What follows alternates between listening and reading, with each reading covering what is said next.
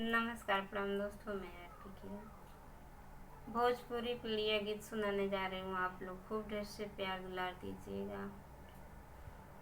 आमा महुआ की टेढ़ी लकड़िया ते हीरे बीचावा सुंदरी जेवना बनावली ते हीरे बीचावा सुंदरी जेवना बनावली ते हीरे बीचावा जेवना बनाई सुंदरी सासु यगवा गईली की गड़ी गईलन एड़िया सल कटवा की गड़ी गईलन।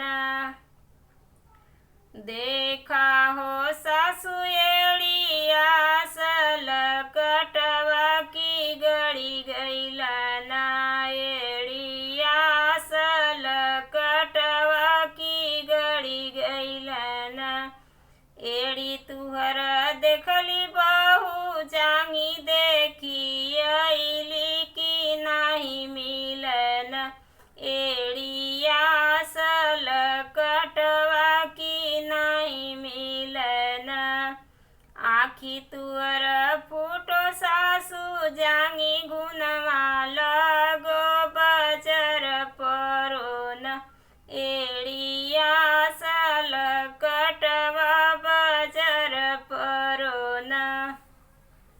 आमा महुआ की टेढ़ी लकड़िया ते हीरे बीचावा सुंदरी जेवना बनावली ते हीरे बीचावा सुंदरी जेवना बनावली ते हीरे बीचावा जेवना बनाई सुंदरी जेठनिया गवा गईली की गड़ी गईलन एड़िया सल कटवा की गड़ी गईलन।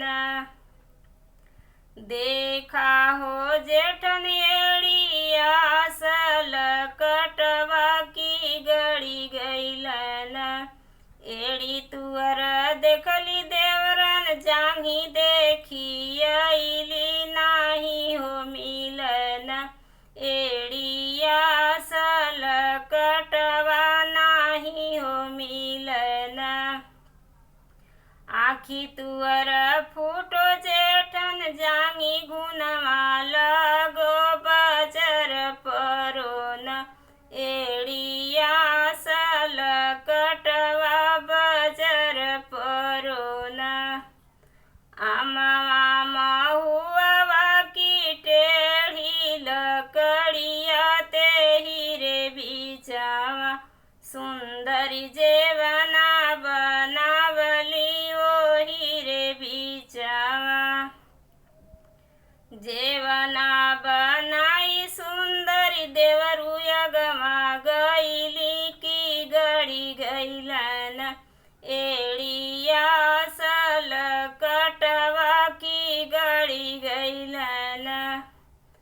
देखाए देवरु एड़िया सल कटवा की गड़ी गईलन एड़ी तुअर देखली भाभी जांगी देखी अइली नाही हो मिलन एड़िया सल कटवा नाही हो मिलन।